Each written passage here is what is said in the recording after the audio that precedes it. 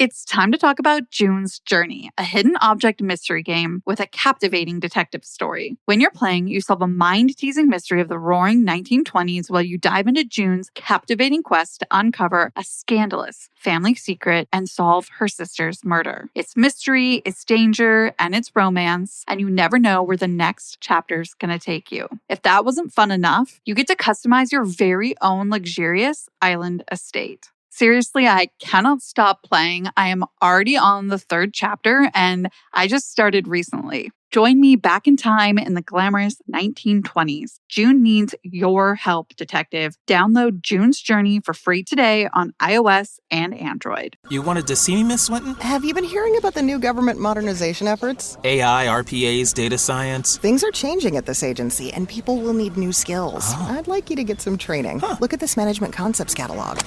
Wow, over 275 courses. That's right, in local classrooms or instructor-led online classes. We still have budget in this fiscal year, so sign up online. Advance your career with courses from Management Concepts. Get a catalog at managementconcepts.com or call 833-578-8466. This podcast may discuss topics graphic in nature and possibly triggering to survivors. We value the safety and well-being of all of our listeners, so please practice personal discretion. Now, enjoy the show. Hey, I'm Paige. And I'm Natalie. We're the hosts of the Murder Diaries podcast. We bonded over tacos and true crime after we matched on Bumble BFF. You know, like any normal millennial using an app to meet new friends. Every Thursday, we upload a new episode. In each episode of the Murder Diaries, we tell true crime one story at a time. One week it's my turn. And the next week it's mine. You still think it's in my head, but I'm walking with the dead. This week, we're covering a case out of Italy from 2010. With that in mind, there wasn't a plethora of English-based material that we could find.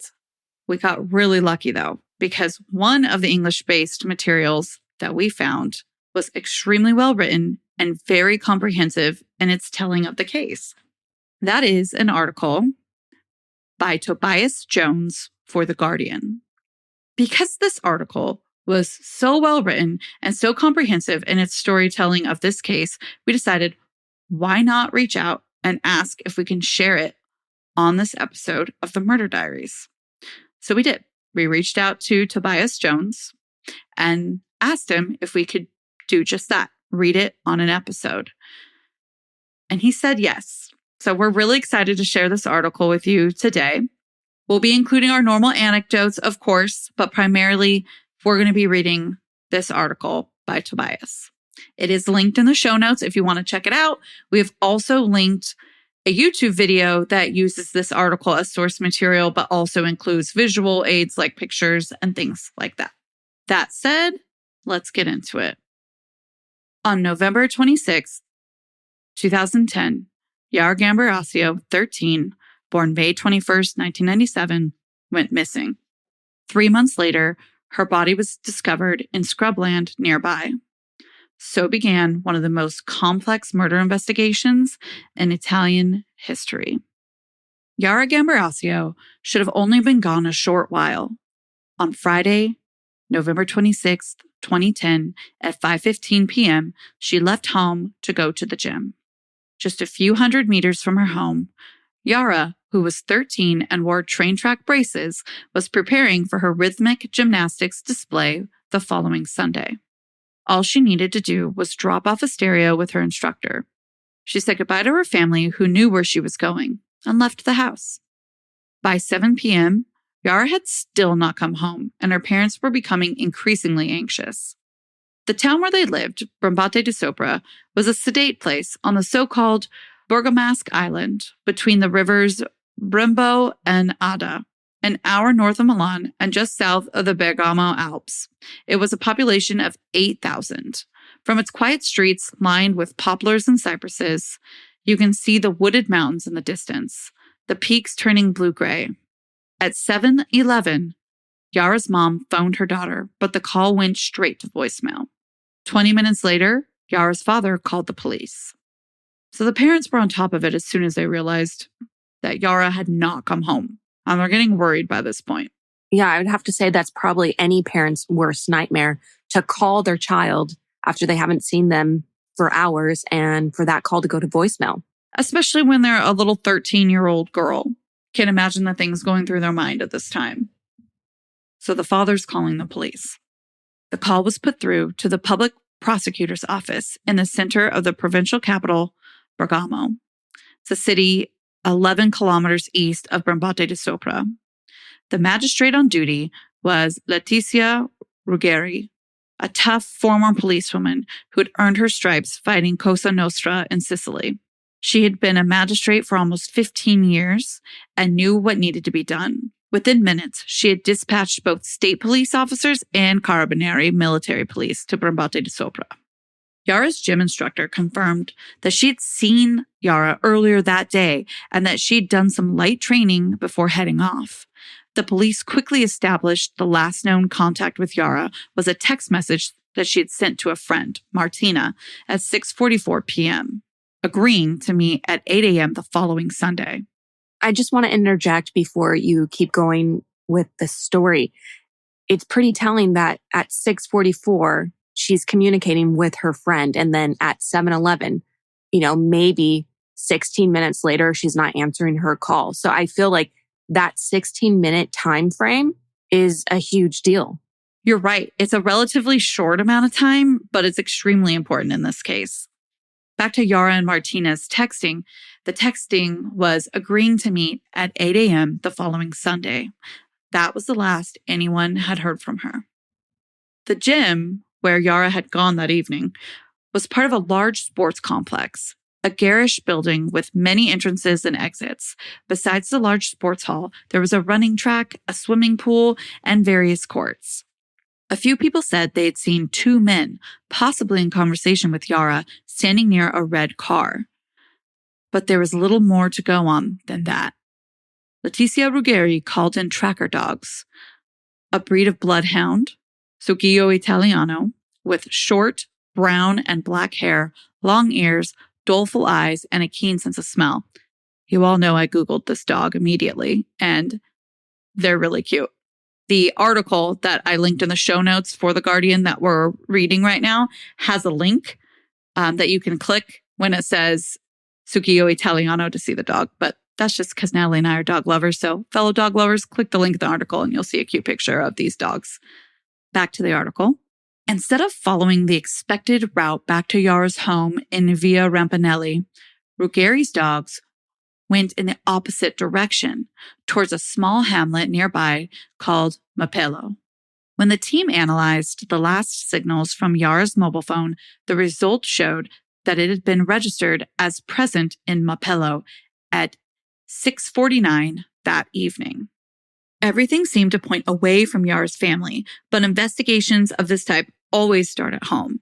Over the next few days, Ruggeri and her team questioned every member of the Gambirasio family, looking for signs of discord or dark secrets. Yara's parents were well known and respected. Her father, Fulvio, was a large, solid man with thick glasses, an architect whose father had been the local postman, like his mother before him. So you got to think this is a small Italian village where family legacy like this means something. It carries weight, your family history. Mora, Fulvio's wife, was a teacher in Longuello, a nearby town. The marriage appeared strong. They had 4 children. Yara had an older sister, Kiba, who was 15, and 2 younger brothers, Nathan and Giole, both under 10. Ruggeri put wiretaps on hundreds of phones. Her team also tried to trace the owners of all the handsets, some 15,000, which had passed through Mapello on the day of Yara's disappearance. One of these belonged to a Moroccan man named Mohamed Fikri.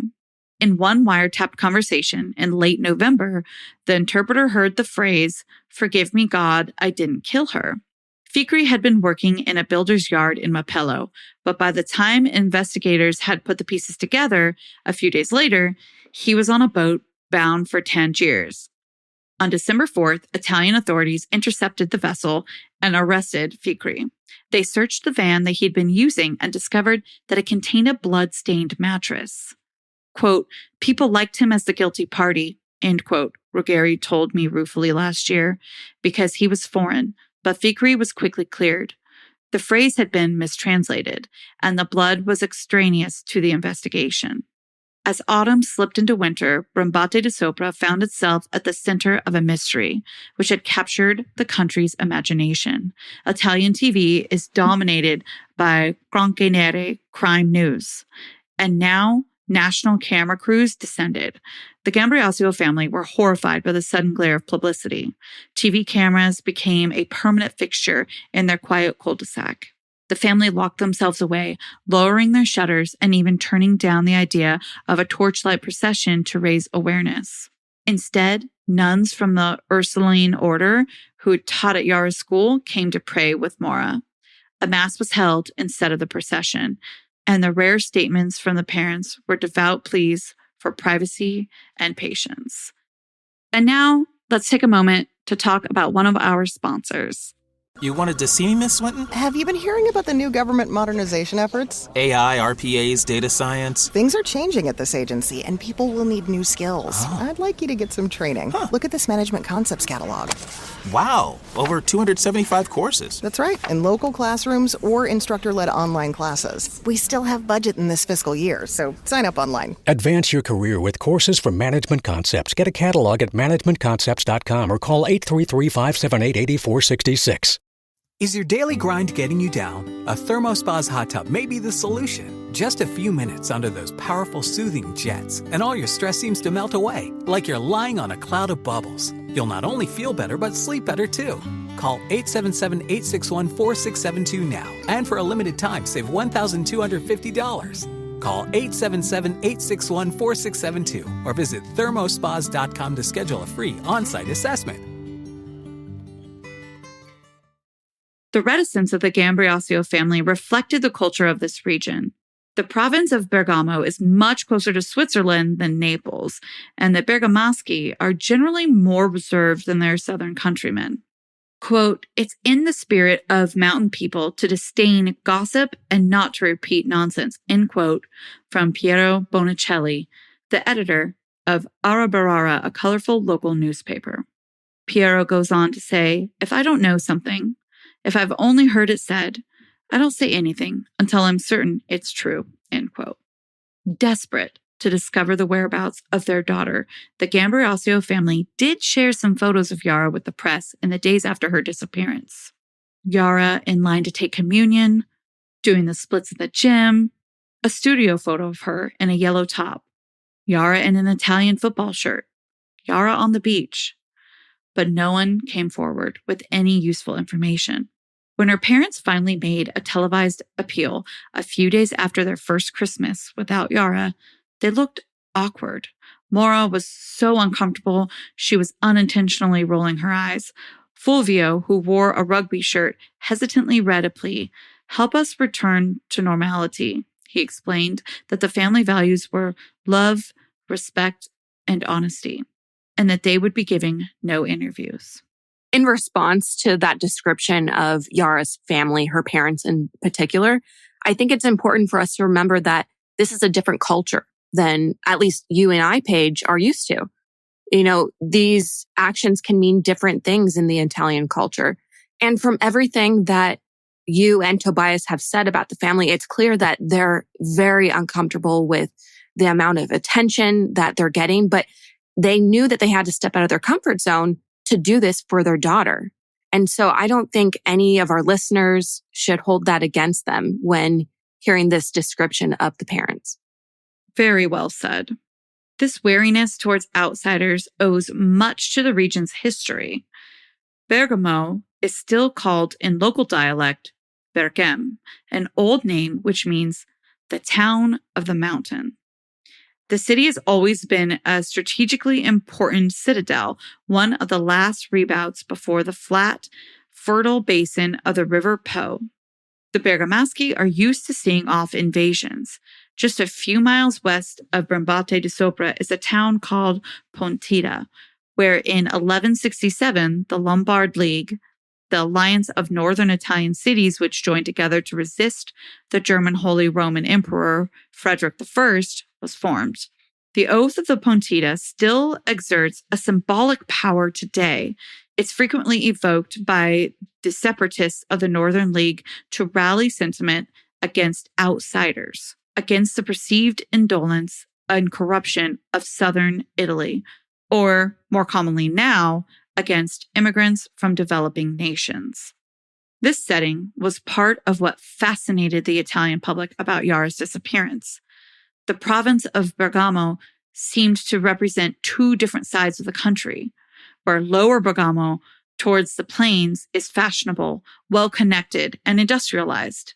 Alpine Bergamo is agricultural, remote, and deeply traditional, a close-knit place which nurtures suspicion, even superstition. Some locals talk, without irony, of this being a land of streghe, of witches, who steal or poison young children. This reminds me so much of the Salem witch trials, which was very similar. It was split into two. The area of Salem had an area that was much more bustling and city-oriented, and then you had the more rural, up and away part that was much more superstitious, and in this case, also against witchcraft, right? So that's just one of the ways that I'm kind of connecting and trying to gather an understanding of what they're trying to express here when it comes to Bergamo. On the afternoon of February 26, 2011, exactly 3 months after Yara disappeared, a middle-aged man named Ilario Scotti was flying his radio-controlled plane in the small town of Chignolo di Isla, 10 kilometers south of Brembate di Sopra. Chignolo is surrounded by industrial estates, and the scrubland by Via de' Beschi seemed like a safe, unpopulated space for Scotti to try out his new model aircraft. The model aeroplane wasn't functioning as Scotti wanted, though he had brought it down to the earth amid the tall weeds. As he picked up his plane, he caught sight of some rags on the ground nearby. At first, he thought someone had been fly tipping. For listeners, fly tipping is a slang for littering. Then Scotti saw the shoes. Ruggeri was coming back from a day's skiing with her daughter when she got the call that a body had been found. So essentially here, we're finding out in this article that Scotti had found a body. And now Ruggeri, who had been searching for Yara, is getting this phone call. She dropped her daughter at home and went straight to the crime scene. The body was in an advanced state of decomposition, but Ruggeri could see the black bomber jacket with its elasticated waist, which Yara had been wearing when she left home in November. There, too, was her Hello Kitty sweatshirt. Crime scene investigators found Yara's iPod and house keys, as well as the SIM card and battery for her LG phone. The phone itself was missing. Quote, "It was a relief," end quote, Ruggeri told Tobias later. Yara's disappearance had really disturbed me. I'm a mother too. And the only thing worse than the death of a child is the disappearance of a child. The autopsy was conducted by Italy's most famous forensic pathologist, Professor Cristina Cattaneo. She discovered traces of lime in Yara's respiratory passages and the presence of jute, a vegetable fiber used to make rope, on her clothing. Yara hadn't been sexually assaulted, although her purple bra was unhooked. She had suffered multiple injuries from a sharp weapon that had pierced her clothing at various points. It seemed that she had been attacked and abandoned.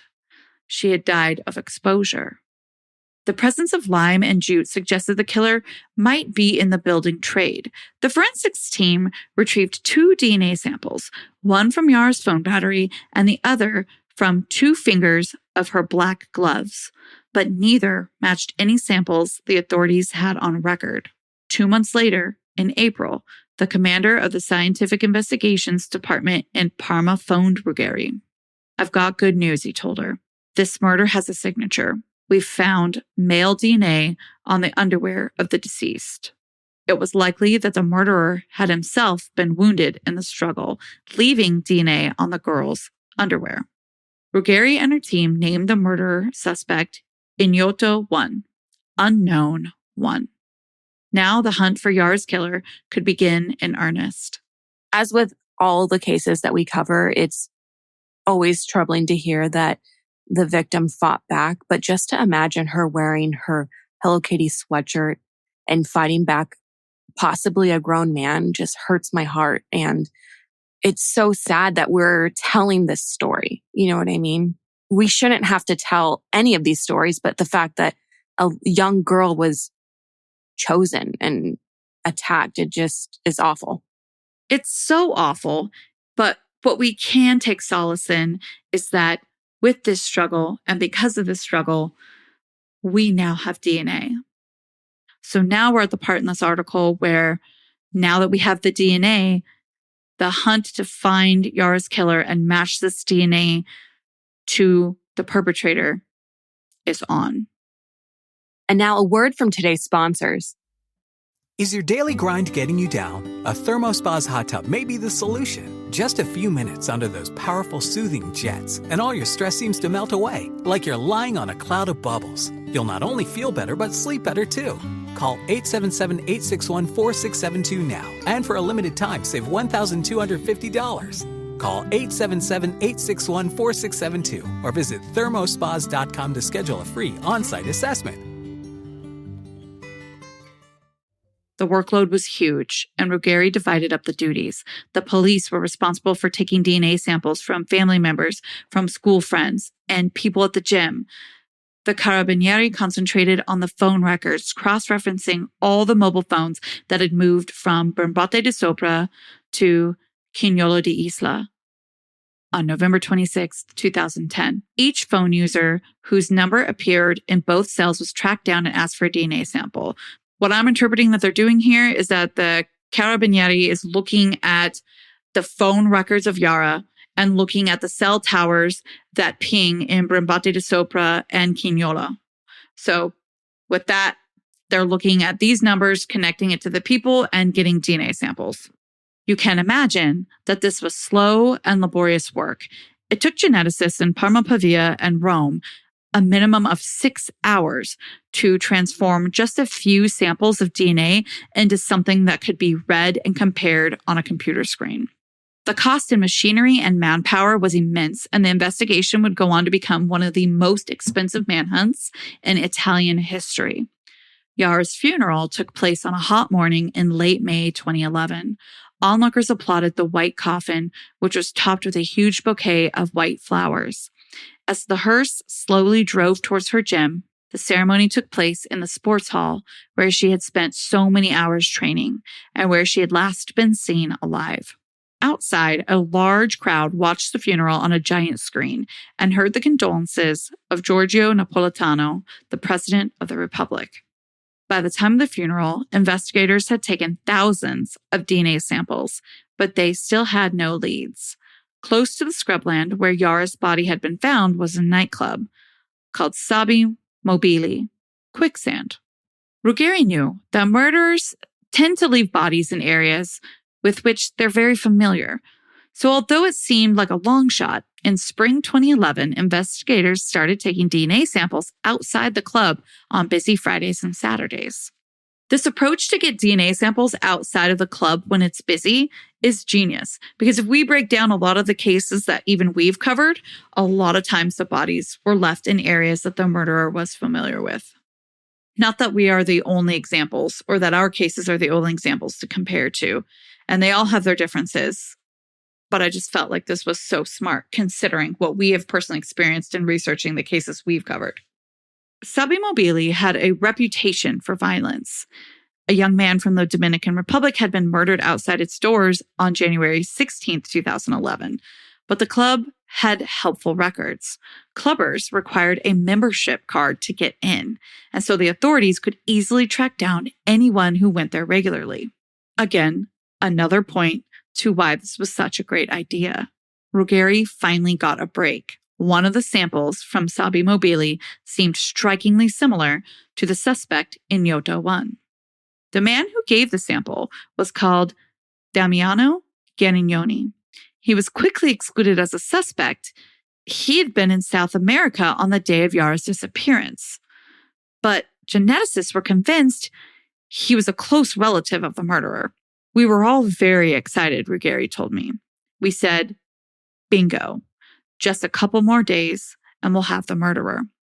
As Ruggieri had her team put together the jigsaw of Garignoni's family, they made an astonishing discovery. Damiano Ghigneri's mother, Aurora Zani, had worked for 10 years as a domestic help in the Gambirasio home. She lived nearby and had gone to Yara's home twice a week throughout the young girl's childhood. Ruggieri resigned herself to the fact that it was just a coincidence. "You couldn't make it up.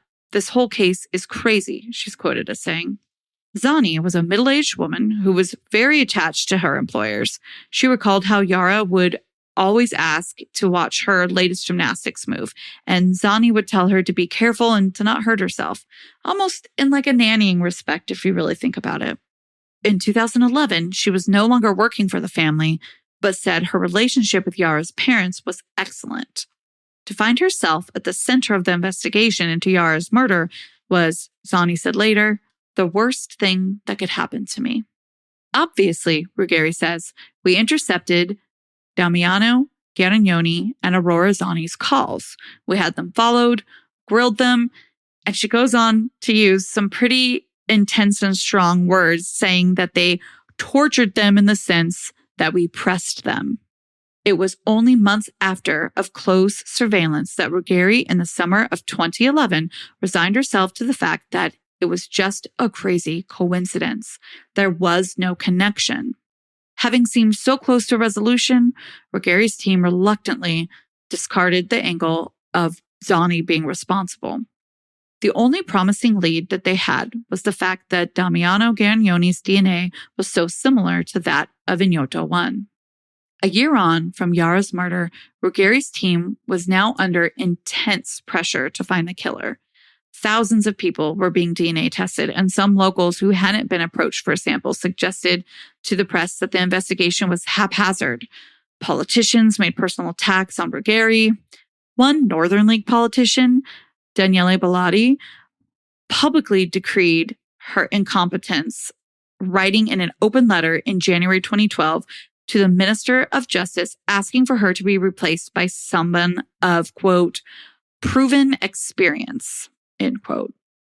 Ruggieri filed a lawsuit against Bellotti for libel on April 20th, 2012, taking particular objection to his characterization of her as a person of low technical and moral profile. Behind these criticisms of Ruggieri was a strong undercurrent of sexism. What hope was there that this woman could solve such a complex crime? She was unconventional, a single mother with long salt and pepper hair and 5 earrings in her left ear. She played classical guitar, rode to work on an old Vespa, and had a black belt in karate. I'm going to add here for me that I think she's badass. And I think it's important for all of us, Paige and myself and our listeners, to remember that these aren't our words. These are the words that are from the article, and they're reflective of what the community felt at the time, or a portion of the community felt at the time. Ruggieri felt that she was also being targeted because she had decided to drop the case against the Moroccan laborer Mohamed Fikri that we mentioned earlier. She says, many people thought I had made the wrong decision, and they held it against me. The criticism was ferocious. I found it very tough. Ruggieri decided to concentrate on the only promising lead she had, the Garignoni DNA. Her team spent months recreating the Garignoni family tree. When the author of this article, Tobias Jones, visited her office in 2014, Ruggieri pulled out a folder and showed him hundreds of names, each one annotated, dates of birth, places of birth, relationships with the family. The investigators had worked out a complete genealogical tree as far back as 1815, with other branches of the family tree going back as far as 1716. And I will say, for many reasons, this is very difficult to do in Italy. And it's important for us to remember that using genetic genealogy as a resource to solve a crime was really in its infancy at this time. Paul Holes hadn't even done it with the Golden State Killer yet. So this is really amazing that Ruggieri was able to do this with her team. And now let's take a moment to talk about one of our sponsors. The roots of that family tree were in the small village of Gorno. It's only a 45-minute drive north to Bergamo itself, up the narrow Seriana Valley, but it feels like another world. You arrive through a series of hairpin bends into a village that smells of wood smoke and chickens. In the distance, you hear the sound of waterfalls and cowbells. The village is full of narrow flights of steps. The only horizontal patch of land is a sandy, five-a-side football pitch.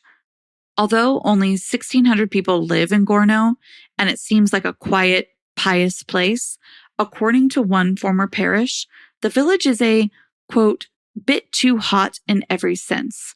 Let's say they're a bit promiscuous, end quote. In 2011, 2 people in Gorno were murdered in unrelated incidents. To Natalie and I, and listeners in the US, this may not be so defining of one place, 2 murders, because in the US, we have, unfortunately, such a high rate of murder.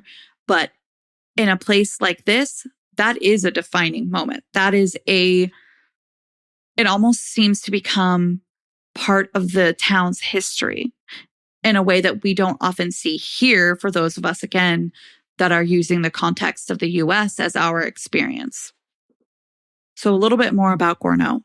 The same families have been there for centuries. And on the village's war memorial outside the small church, the names of Benedetto and Pietro Garignoni are carved into the stone. So there's that last name again, Garignoni. The Garignoni family were nicknamed I Fanti, the infantry, considered by everybody to be loyal, strong, and even hot-headed. Damiano Garignoni's father had a brother, Giuseppe, who had died in 1999. Investigators visited Giuseppe's widow in September 2011 and found 2 stamps he had licked, one in order to validate his driving license and another on a postcard he had sent to his family. When DNA results came back from that sample, they had another breakthrough. Geneticists were convinced that Giuseppe Garignoni was the father of Ignoto 1, the suspected murderer. That's incredible that they were able to gather that amount of information from a licked stamp. It is, but it's still keeping us on this circle outside of Ignoto 1. Mm-hmm. And they're just working their butts off to find out who Ignoto 1 is. Now that they had this DNA sample of who they believed to be Ignoto 1's father, Ruggeri's team quickly built up a picture of Giuseppe Garignoni and his family. Giuseppe himself, a thick-set man with a rugged face, had been a bus driver who played the accordion at village festivals. His marriage to Laura Poli had seemed conventional. They had 3 children, a girl and 2 boys. Laura had become a Jehovah's Witness, and after her husband's death had moved to a nearby town, Clusone. Since Ignoto 1 was male, investigators concentrated on the sons, Pier Paolo and Diego. Neither provided a perfect match with Ignoto 1, however, and neither of them had children. If Ignoto 1 really was the son of late Giuseppe Garignoni, the only explanation was that somewhere out there was his illegitimate child. It became, Ruggeri said, an investigation within an investigation. This is a huge moment in the case. What they've uncovered here is a family secret involving infidelity. And on top of that, it sounds like it's a secret that Giuseppe took to his grave. Right. And now investigators are trying to put together the pieces of this secret. As the article puts it, Ruggeri was now hunting a woman, presumably in middle to old age, who 30 or 40 years ago had had an affair with a married man, now long dead, and given birth to a boy who went on to murder Yara Gambirasio. Some Italian journalists spoke of the, quote, pig-headedness of the Bergamo Alps, a caricature which only served to antagonize the already defensive locals. The people here, says Bonicelli, the editor of that local newspaper we mentioned earlier, were irritated by the stereotype of Highlanders closed in on themselves. The word omerta was even used, which implies the silence of Sicily and the mafia. It was deeply offensive. There was incomprehension on both sides. The investigation was, by Italian standards, unusually secretive. Locals couldn't understand why police hunting the murderer of a 13-year-old girl were taking DNA samples of elderly women. Remember, they're trying to find this woman who would be the mother of the DNA profile they have. Bonicelli says the investigation was lacking the traditional human element, the sort of person who goes into a bar in the village and puts someone at ease so that something slips out. Locals felt there was something cold about this investigation with its invasive demands for DNA samples, and it was changing the atmosphere in these so small communities. People thought, says Bonicelli, quote, that the murderer was here amongst us. So there was a sort of, not panic, but fear, end quote. Investigators knew that from the early 1960s onwards, for 2 weeks every May, Giuseppe Garagnoni used to go to a spa resort called Salice Terme, south of Milan, with his wife. Throughout the spring of 2012, Ruggeri's team scoured records and registers tracking all the women who had stayed at this resort at the same time of year as Garagnoni. They searched orphanages and women's shelters. They tested single mothers and women who had left the mountains for Lower Bergamo. They came up empty-handed. The woman they were looking for, they realized, was probably neither single nor, quote, fallen, end quote, at a woman's shelter, but hidden behind the walls of a marriage. Divorce was only legalized in Italy in 1970. Until that time, many couples had stayed together despite infidelities. By the time Ruggeri was searching for Ignoto 1's mother, Yara's parents had hired their own expert, a freelance geneticist, in order to review the investigation and explain it to them. For almost a year, Giorgio Portera lobbied for the exhumation of Giuseppe Garagnoni's body from the cemetery in Gorno. He was concerned that investigators had only been able to compare 13 short tandem repeat regions, which are sequences of DNA, with the DNA of Ignoto 1. Confirmation of paternity demands that at least 15 of these regions be compared. So early on March 7th, 2013, workmen chiseled into Garagnoni's loculo, the horizontal slot in a cemetery wall where his coffin was kept, and they removed his remains. They were transferred by Carabinieri to Papa Giovanni XXIII Hospital in Bergamo for examination before being returned to Gorno just a few hours later. A couple of camera crews and a few bewildered villagers watched. When DNA was extracted from his remains, 29 STR DNA regions could be compared. It was now absolutely certain that Garagnoni was the father of Ignoto 1. As the investigation dragged on through 2013, the public slowly became aware of why a woman was being sought. So they're figuring out, they're looking for another woman that Garagnoni may have had a child with. It became common knowledge that the late Giuseppe Garagnoni had had a lover and that she was thought to be the mother of the murderer. And the article goes on to explain that one journalist talks about how in the area, despite the disapproval of gossip, they're sort of starting to engage in it.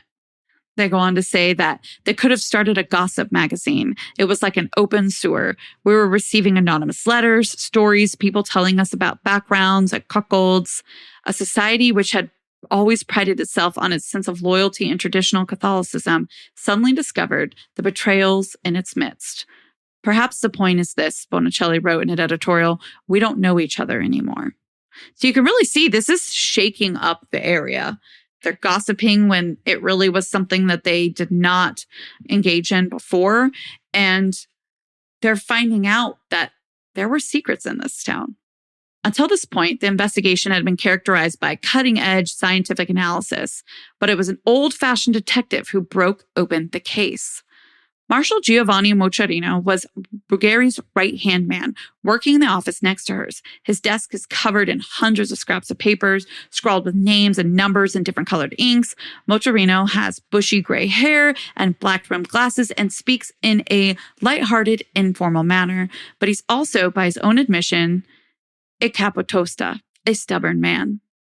I get effed off when I can't solve a case, he told Tobias. Because of this case, he said, I haven't had a holiday in 4 years. Although Mocerino was born in the south near Naples, he had lived in the Bergamo Alps area since 1983, and he had come to know the region well. He was always talking with local people and sensitized, as he said, thousands to the case.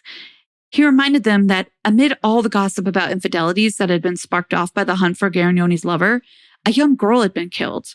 By 2013, he knew everything about Garignoni's life. Born in Gorno, Garignoni had moved in the mid-1960s to Ponte Selva, a nearby settlement which had grown up around the bridge over the Serio River. He drove a public bus for the Motalini. In the 1960s and 70s, he would have driven plenty of young women to and from jobs in the various textile factories. Mocerino questioned Garignoni's fellow bus drivers, one of whom had already gone to the press in March 2013 by saying that Garignoni had confessed to having got a young woman, quote, in trouble, end quote. Another former colleague described Garignoni as, quote, a man with a capital M, end quote, implying that he was a womanizer. But it wasn't until June 2014 that one of Mocerino's sources finally gave him the name he was looking for. Mocerino has always protected his sources and refuses to confirm who first whispered the name of the mysterious woman to him. But however it came about, the investigators had the final piece of the jigsaw. Esther Arsufi. Arsufi had been a neighbor of Garignoni's in Ponte Selva in the late 1960s. In 1966, at age 19, she had married Gianni Bossetti. Bossetti was a man whose tough life had turned him inwards. He was orphaned young and suffered from a couple of ailments, including depression. Arsufi seemed different. An outgoing, good-looking woman. She had worn short skirts, dyed her hair. She got a job at the textile factory a few miles away in Villa Dogna and took the bus every day. Ruggeri's team immediately cross-checked the DNA samples they had and discovered that Arsufi had already been tested in July 2012. They double-checked and realized that a basic error had been made by a geneticist in Rome. Arsufi's DNA had been compared not to Ignoto 1, but to Yara's. Now investigators hurriedly reran the test and discovered that Arsufi was indeed the woman they had spent so long looking for. She was the mother of Ignoto 1. I'm stunned at an additional 2 years Yara's family had to wait to find out who this murderer was. I can't believe this happened. It's such a good thing that they realized the error and that they found her. Arsufi had left Ponte Selva in 1970, but she had continued her affair with Garignoni, and in the autumn of 1970, she gave birth to twins, a boy and a girl. The boy was called Massimo Bossetti. His middle name was Giuseppe, like his biological father. So Massimo was a slim boy who loved to party. He was nicknamed the Animal by his friends. He was now 42, a builder. Remember earlier we mentioned that they wondered about the jute, right? And that he may be in the building trade and the lime. He was married with 3 children and living in Mapello, the hamlet near Yara's hometown, where the last signal from Yara's phone had been recorded on November 26th, 2010. He was short, with piercing blue eyes, and had a peroxided pencil goatee. So basically, Tobias is saying that he's bleaching his goatee, or that it looks like he did at least. Ruggeri moved fast. On the 15th of June, 2014, she set up a fake roadblock, breathalyzing drivers. When her police officers stopped Massimo Bossetti, they pretended the machine hadn't worked the first time, so they could get 2 good samples. His DNA was immediately sent for overnight tests, and results showed it was an exact match with Ignoto 1.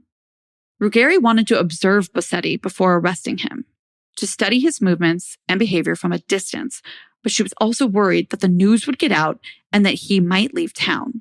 On June 16th, Bossetti was arrested and charged with the murder of Yara Gambirasio. The Italian Home Secretary himself released a statement announcing his arrest. Reaction in the mountains of Bergamo, center of the investigation, was relief. The murder suspect was from Lower Bergamo. The suspect's internet history was troubling, using search words which implied a compulsion for pubescent girls. Essentially, they're describing that Bossetti had pedophilic behavior tendencies. And this is a father of 3. Investigators discovered plenty of circumstantial evidence. Bossetti had frequently hung around Yara's house. He parked his car in Via Don Sala, behind the gym, and ate at the Toscanaccia Pizzeria at the end of her road. He had gone for regular UV showers at the tanning shop nearby. So essentially they're describing here that he used to go fake and bake, if you will, and use a tanning salon. To me, it just sounds like he's looking for any excuse to be in close proximity to her. And it's terrifying. And it makes me wonder, as a listener, how long he had been watching her. It's troubling, especially his propensity towards some pedophilic behavior and those searches we were just talking about. More pertinently, records suggested that Bossetti's phone had been present in Brambate di Sopra on the evening of Yara's disappearance, but had been switched off from 5:45 p.m. until the following morning at 7:34 a.m. And I feel like when you think about phones tracking you when they're on, right? It's interesting that in this case, clearly he may have been trying to avoid being tracked by turning the phone off, but it just still incriminated the same way as if it had been on, right? Because you're assuming, well, your phone was off. Could they place him because of that? Unfortunately, not after 5:45 p.m., but it's still a very big point of question as to why was your phone off from 5:45 to 7:34 then? Especially if he isn't in the habit of turning his phone off ever. This raises red flags. On Ruggeri's side, Bossetti's arrest was a reward for almost 4 years of dogged investigative work. After enduring a barrage of criticism for alleged incompetence, she was now fated for her brilliance.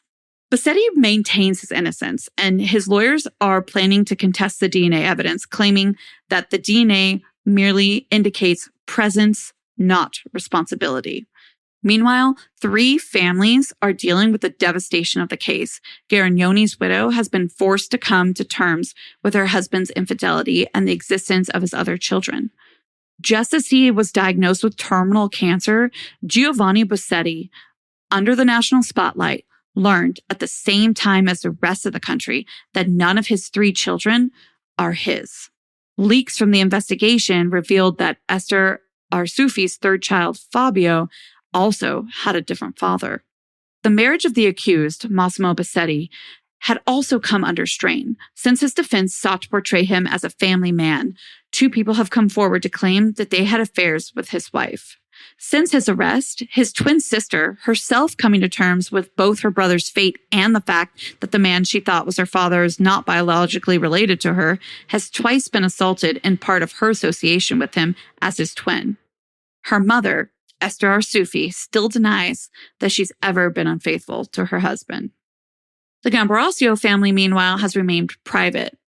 Yara's mom, Maura, created a gymnastics award and has presented it in Yara's honor. Yara is now buried between her paternal grandparents in a cemetery just across the road from her gym. It's called Cimitero di Brambate di Sopra in Brambate di Sopra, where she was from. There's no date on her tombstone, only a signature next to a photograph of her wearing a white headband. All around the grave are memories left by her friends: gym shoes, a metal tulip, rag dolls, plastic angels, and little bracelets. Often in the early evening, you see Yara's father, Fulvio, standing there, gazing at the resting place of his parents and his daughter. And that's where our main article by Tobias Jones for The Guardian ends. It was written in 2015, so the story has gone on a few years since then.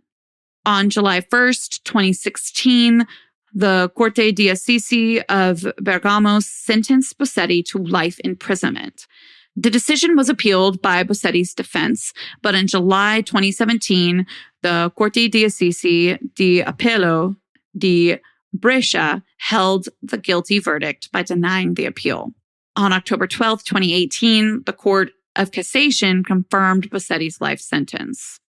In November of 2019, Bossetti's defense lawyers asked for a review of the trial due to concerns about the DNA evidence. In June of 2021, that request was ultimately denied. And that's where we are for today. This is where we'll leave the episode for this week. Until our next episode, you know where to find us at the Murder Diaries Pod on Instagram or TikTok, at themurderdiariespodcast.com, and themurderdiariespod@gmail.com. And if you haven't already, go ahead and rate, review, and subscribe to us on Apple Podcasts or wherever you listen. It helps us keep the good content flowing. Your 5 stars mean everything. And until then, stay safe. Bye. Seeking the truth never gets old. Introducing June's Journey, the free-to-play mobile game that will immerse you in a thrilling murder mystery. Join June Parker as she uncovers hidden objects and clues to solve her sister's death in a beautifully illustrated world set in the Roaring 20s.